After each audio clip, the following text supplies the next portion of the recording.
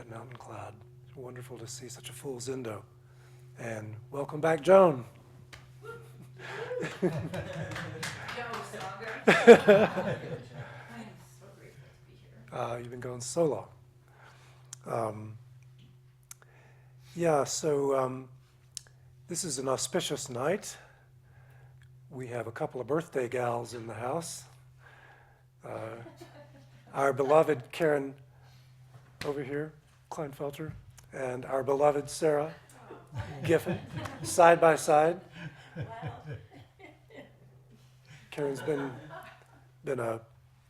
just a member of Mountain Cloud for all these many years, and Sarah too, for that matter. You've been here for a good while yourself. But Sarah's our new executive director, doing a bang-up job. So thanks, both of you. Around a lot. Another birthday occurred last week that Valerie mentioned in her talk, and that was Sister Elaine McGinnis. Turned 100, or would have been 100 last week. She died in 2022 at age 98, but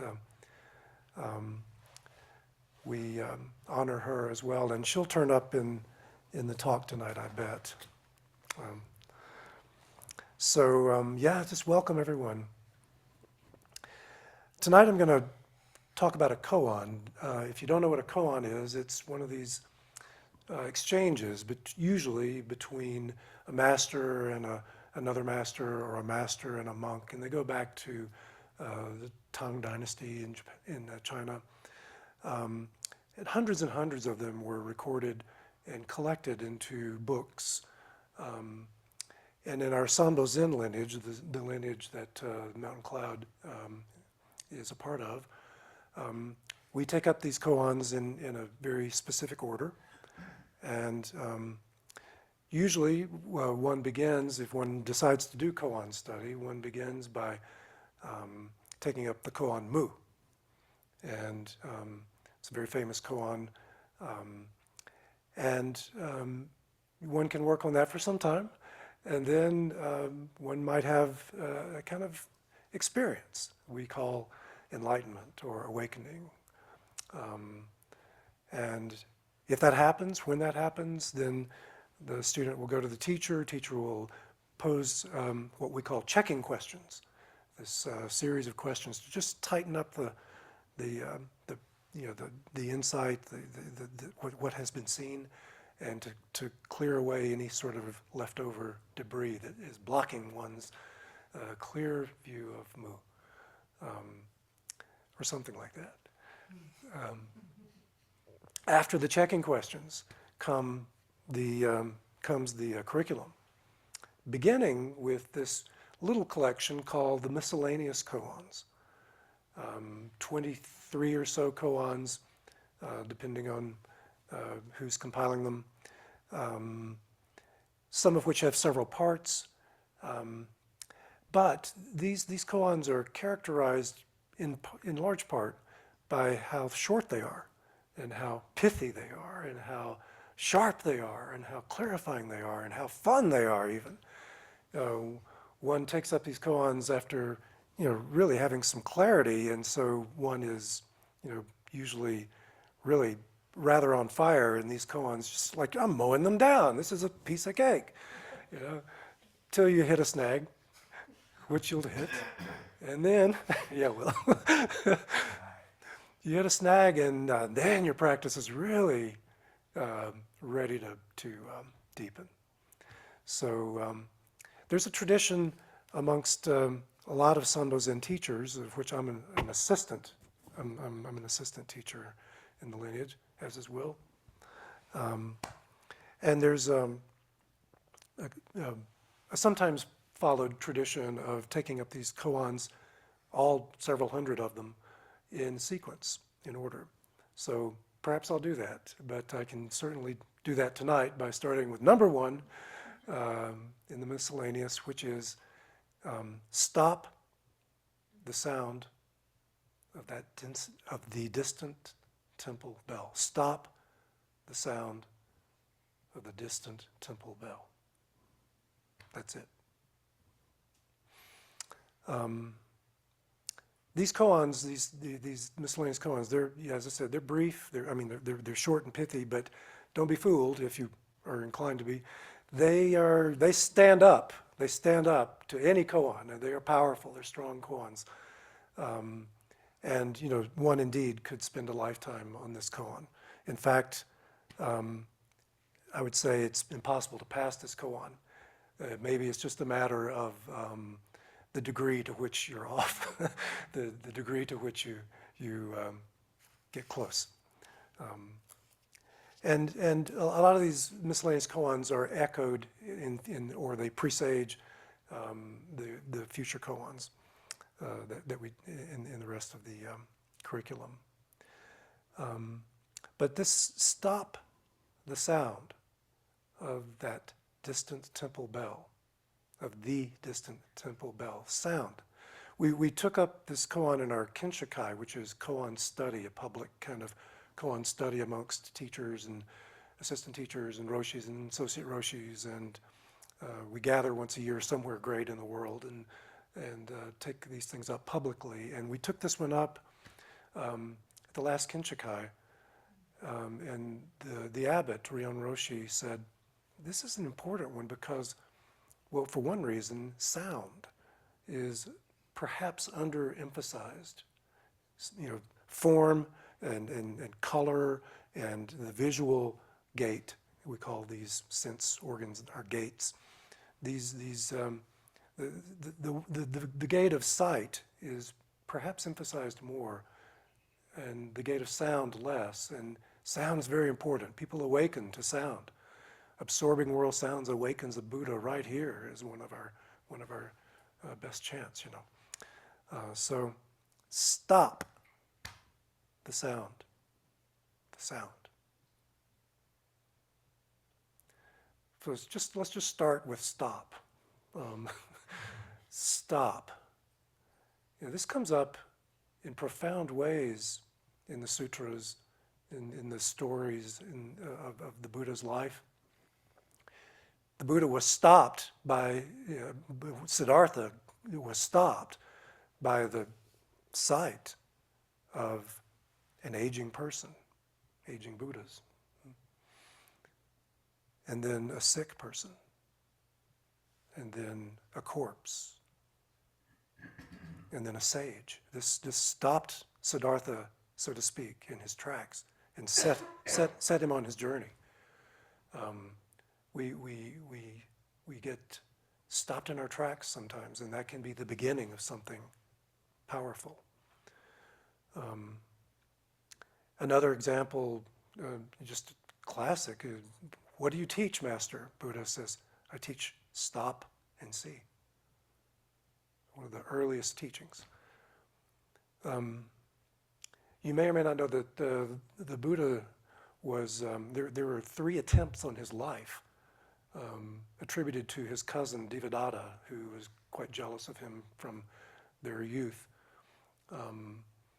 And when the Buddha had become known and renowned and his Sangha had grown tremendously, Devadatta made up his own Sangha. I mean, he created his own Sangha of monastics. And eventually his methods were out of favor with his monks, and they left him. And they went to the Buddha, which legend has infuriated Devadatta. So these 3 attempts were made on his life. The first one was somebody that he hired or whatever sent a huge boulder crashing down a mountainside, toward Buddha as he was traveling through the forest with his monks. And by fortune, the boulder just struck a sharp rock and ricocheted. The rock itself hit the Buddha in the foot and hurt him, pretty seriously. The second was actually an assassin was sent to kill the Buddha. Buddha was meditating in a solitary manner and discerned this assassin in the bushes and called him out. Come out, come out. And just the sight of the Buddha transformed this assassin, or transformed his intentions. And he bowed down and basically apologized. And the Buddha said, well, who sent you? And he said, I won't say. He said, okay, then what road did they tell you to leave by after you had done this deed? And he said, this road. The Buddha said, don't take that road, they're going to kill you. Take this path. Do you have a family? Yes. Take your family to this other country. You're not safe here. And then the third attempt was, there was an elephant that was known for how violent it was. It was difficult to contain, difficult to train, difficult to manage. And this elephant was released in the marketplace when the Buddha was there and charged him. But the Buddha had just spent some time in a grove in solitary meditation where he was befriended by the matriarch of the elephants and taught the elephant's cry, or his call, her call. And when the elephant was charging the Buddha, Ananda and others, trying to get in front and block the attempt on his life, and the Buddha just let out this piercing elephant trumpeting sound, and the elephant dropped to its knees in obeisance. So the legend goes.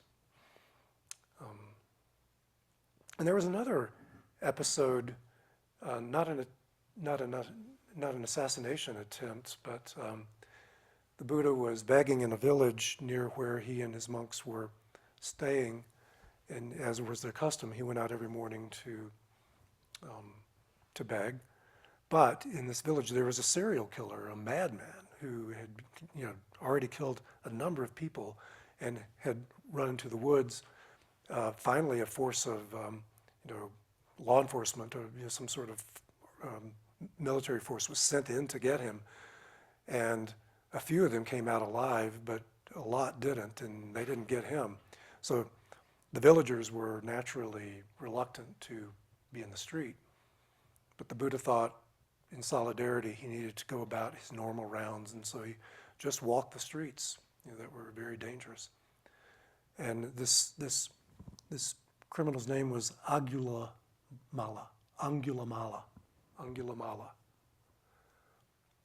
So the Buddha is walking down the street, and he hears behind him his footsteps saying, "Stop, monk!"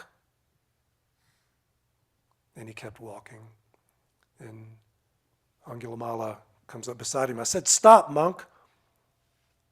And the Buddha turns to him and says, "I stopped a long time ago. What about you?" And so Angulimala comes in front of him and forces him to stop and looks at him. He goes, "Are you the monk Gautama?" And Buddha just looked at him with love. And he dropped his sword and bowed and asked to be ordained. And so the Buddha took him to his Sangha and to his monks and shaved his head and gave him a robe, and he began to practice. And it said within a very short time, he became this rather, this bodhisattva of love, teaching and just showing everybody by example, this loving path. They gave him a new name, which was Ahimsaka, meaning the nonviolent one. A little while later, hearing of his presence in the monks' ranks, the village formed a mob and came and beat him up, killed him. And it said that he accepted this, with love. He just accepted this beating with love. So, lots of stopping. But the stop, what do we want to stop? Most of us would like to stop our monkey mind, right? Or stop our thinking, especially when we're trying to meditate. We would like to stop this thought. And I don't know if you know this or not, but that's not going to happen. You probably know it. Our thoughts have been likened to restless sheep in a confined pen, and they're agitated, and The solution is to give them a much wider pasture, and our samadhi is a bigger pasture, as Suzuki Roshi says. So then the sheep can settle down on their own. We don't have to do a thing, just give them more room, give our thoughts more room. The stopping we can do with our thoughts is more like stopping our identification with our thoughts. Yeah. Or stop trying to stop them. That's the stopping we can do. Let them go as they will. The one tool we have as shepherds of these sheep is our practice. Thich Nhat Hanh has some words to say about stopping when you're driving, when you come to a stop sign or a stoplight. That's a good chance to say, stop, come home. Sorry.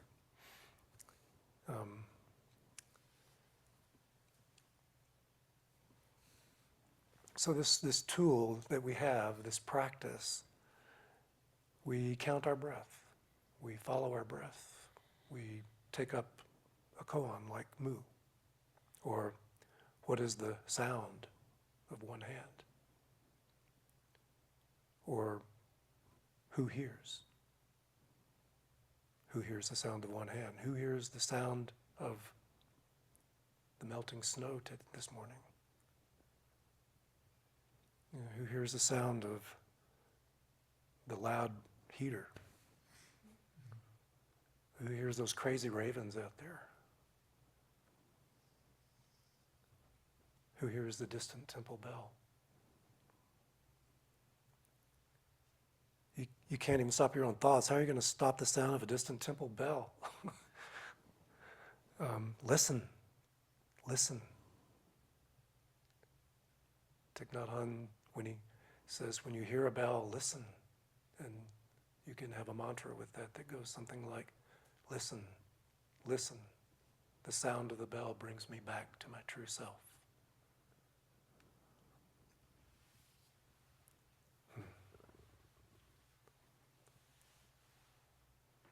In a way, there's no such thing as stopping. And for sure, there's no going anywhere. You're always here. So, in a manner of speaking, you're always stopped. But in a fundamental way, everything's changing, everything's moving. Still, you could stop and say everything is just as it is in this instant, constituting the totality of reality. But consider that you're just a drop in the ocean, and that drop is none other than the ocean. That's you. You're that crazy raven, and you're that heater, and you're that bell in the distance too. This distant temple bell in this koan has a poignant feeling about it to me, calling us back home in some inexplicable way. So when directed to stop it, we're actually being directed home to our true nature. And forget about stopping it for a second. First, can you hear it? And if so, who's hearing that? Who are you?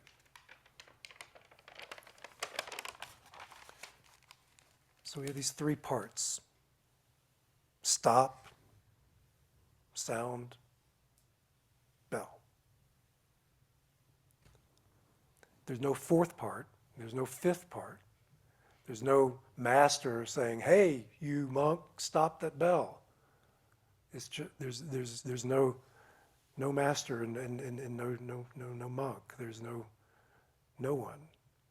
So who's saying this? I don't mean who wrote it or who should we attribute it to. That'd be nice to know maybe, but it's a bell. Who's giving the order? the hint about koans is that it's you. You're the one giving the order. You're the one receiving the order. You know, who is it? Is it Biden saying, stop the bell, Putin? Is it Putin saying, stop the bell, Trump? Is it Trump saying, stop the bell, Scott?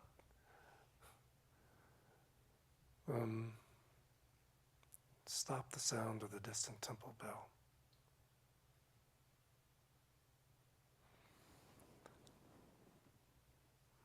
How distant is it, really? Infinite?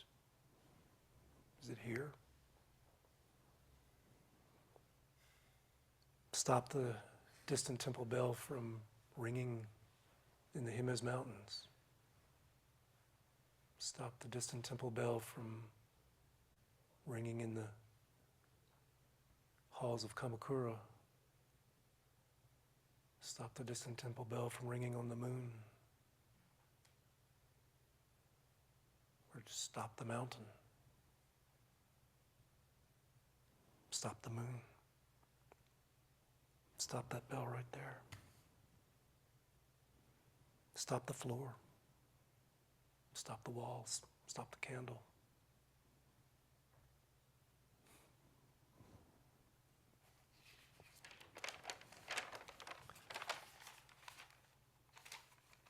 Maybe it's not so much about stopping the bell as it is, well, what can we stop? We can stop worrying, stop avoiding, stop inculcating ourselves, stop counting, calculating, stopping bad habits of commission and omission. This is not what this is about. All that. This is not about that. Those phenomenal things that, we could stop. That would be like saying that the koan about wash your bowls is an instruction in time management or self-help or Zendo etiquette. It's not about that. It's about forgetting yourself. Stop the bell is about forgetting yourself. Stop me-ing. Stop my-ing. Stop mine-ing. Stop I-ing.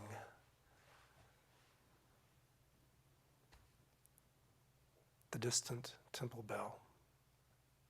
Opening to that is opening to your true self.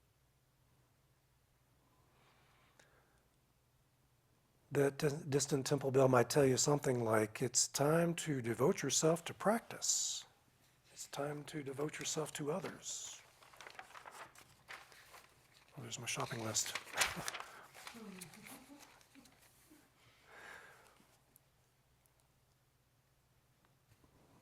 Stop the mountain, stop the sunset, stop the lies, stop the partisanship, stop the crime stopper, be a backstop, be a stopgap, spending bill, don't ever stop. Stop stopping.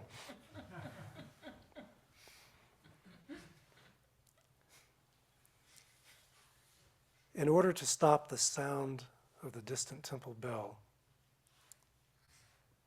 the order to do that,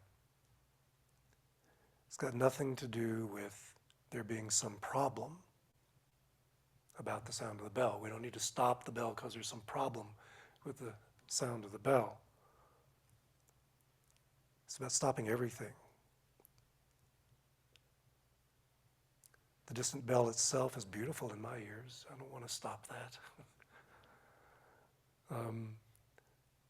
This is about nothing going or showing or sounding or touching anywhere else than right here. It's not distant. Make the sound of the bell just this. Right now, right here, no distance. Stop that snow. Stop the floor. What is this stop? Hey, you, stop the sound of that distant bell. That's not a koan. Stop the sound of the distant temple bell is more like an open-ended question. Like, what's the sound of one hand?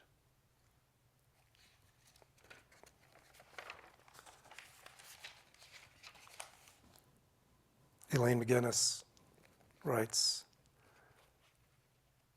about this koan.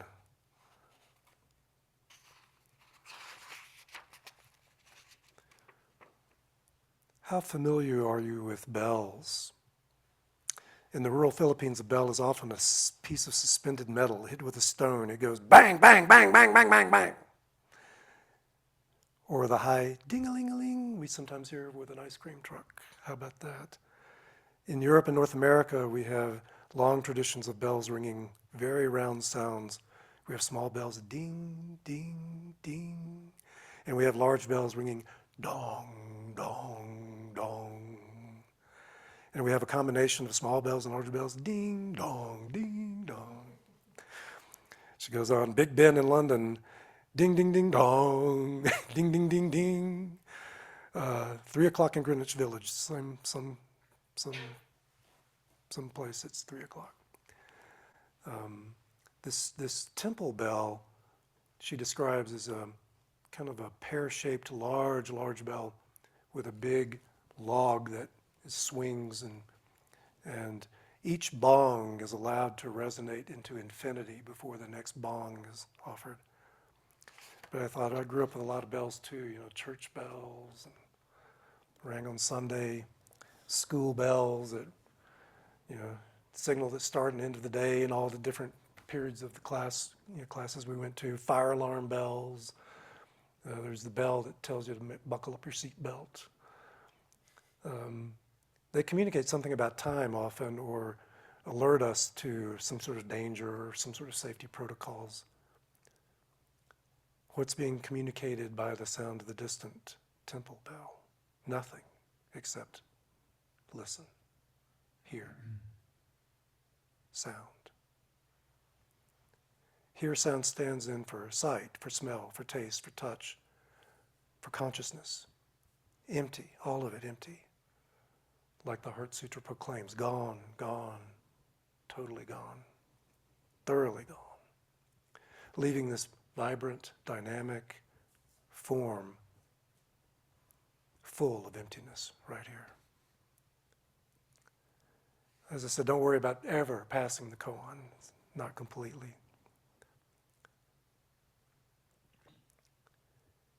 The degrees of missing the mark, that's the beauty of the practice, the relative and the absolute, the phenomenal and the essential, form and emptiness, sound and no sound.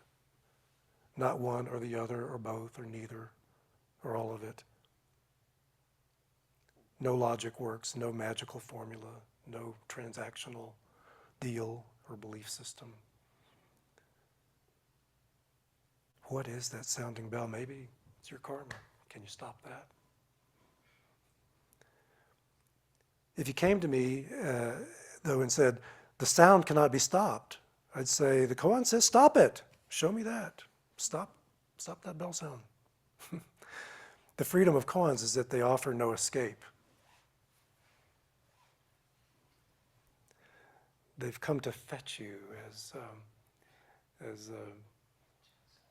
John Sutherland says. Yes.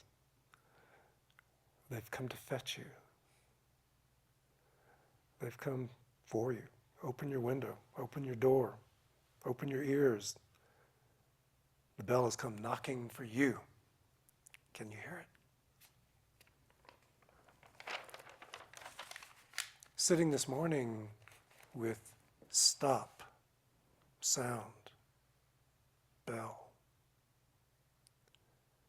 It hit me. Stop is a lot like moo, a lot like this. Sound is a lot like listen, or hear, or who hears.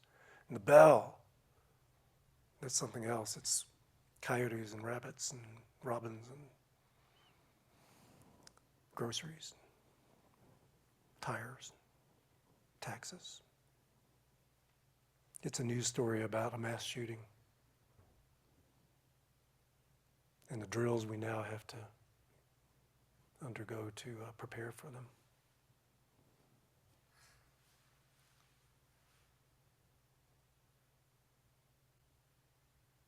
And hey, maybe we should have those drills at Mountain Cloud.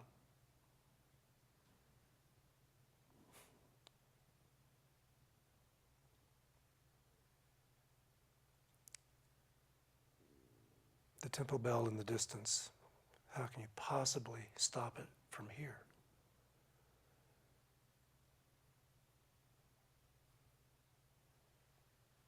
Even if it's right here, how are you going to stop it? Why would you stop it? Well, the koan said so, so we can take it on faith that there's a fundamental point in that. The paradox of koans isn't a puzzle as a riddle.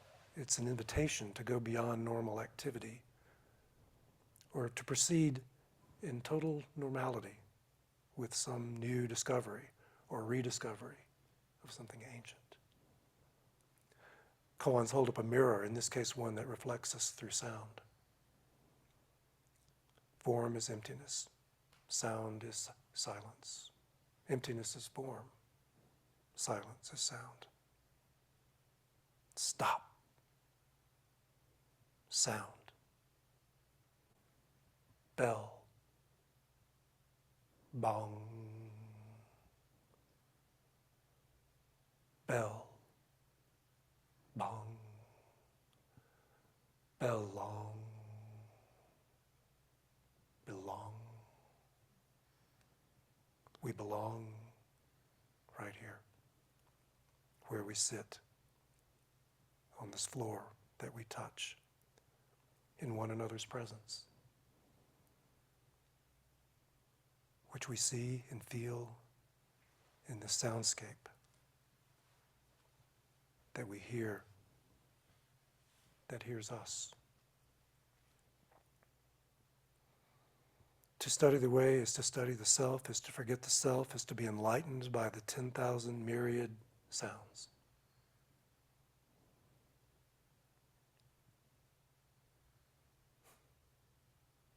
Distant and near, past and future, all present.